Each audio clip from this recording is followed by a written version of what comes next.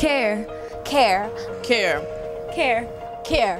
A nonprofit creative and performing arts center in Charleston, Mississippi Presents the Push Against Type 2 Diabetes. I'm Katie Toole. I am Carissa Bradford.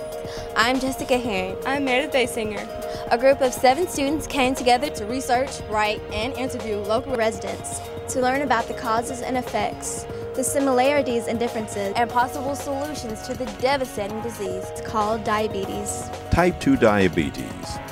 What is it? Is it preventable? Is it manageable? Much of it is linked to education.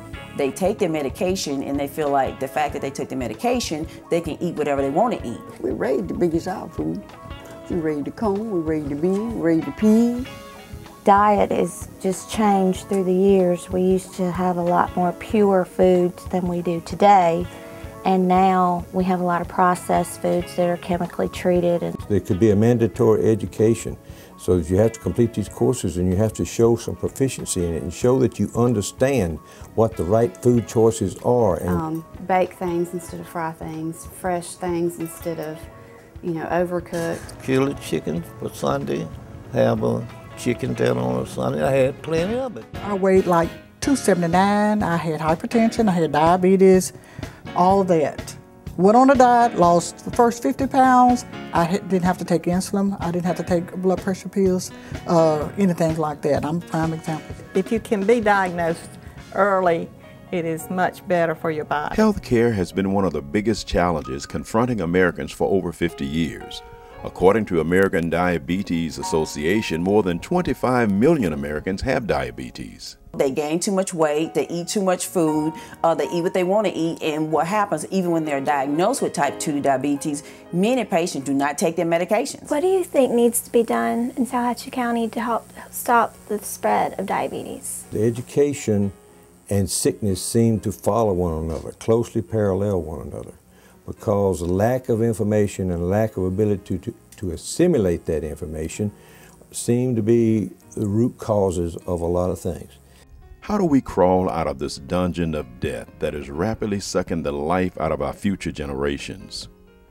We could create, some, one or more parks in the area that it could be walking tracks or just, a place where folks play, baseball or football or soccer or whatever your sport is. We're going to do an environmental audit, look at the environment, things like sidewalks, crosswalks, safety, to get around actively. We also look at air quality, water quality. How do we keep this monster of diabetes under control? To establish good eating, healthy habits in an early age, trying to reduce fats. In your opinion, which one is worse, type 2 or type 1 diabetes? There are more people with type 2 diabetes that tend to die from complications of the type 2 or even have a great impact on their physical health from type 2 because by the time you get type 2 diabetes, you're older. You set in your life, the way you're going to eat, what you're going to do. Type 2 it's kind of a gradual, it can be either non-insulin dependent or insulin. Usually you start out as a non-insulin dependent diabetic, and if you maintain it, as you said, with diet and exercise and medication like your doctor gives you, then you don't have to end up on insulin. And a lot of times patients get to the belief whatever's going to happen is going to happen, that they can't control it. And so they gain too much weight, they eat too much food, they eat what they want to eat, and what happens even when they're diagnosed with type 2 diabetes, many patients do not take their medications. You just have to really be careful what you're eating and try to keep it up. I try not to let it go below 70. But most people, and that's the reason the medication is so limited, is because the medication takes the sugar down. So you have to be really careful as to the amount of the medication you've taken.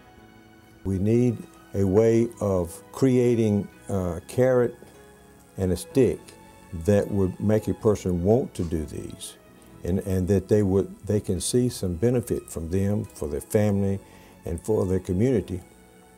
Emphasize the importance of diet and having options available to folks here, just in terms of being able to make healthy food choices. We go into the store, we got that one medicine. We got this big sass. We didn't run to the doctor every time. We didn't know. I didn't know what the doctor was hardly. Folks had this old remedy, home remedy, and you wasn't sick neither. You young people, we need to start with you all, talking to you all, and when we see you going off wrong, eating too much or whatever, we need to tell you, baby, watch what you're eating, because you are what you eat. You ate whatever they put on that plate for you to eat. You ate it. Peas, cornbread, green, beans. You ate it. Because that's what they had. We didn't have all this modern stuff like you got now. Getting our people educated is probably the #1 thing, since we are the #1 county in the Mississippi Delta with the least amount of education. This short film is an amazing documentary by young people of Charleston, Mississippi. In only 5 days, they worked as a team of researchers, writers, technicians, and reporters to present only a fraction of the informative, logical, and interesting facts they learned about the health crisis of diabetes. The good news is that they discovered there is hope for the victims of diabetes.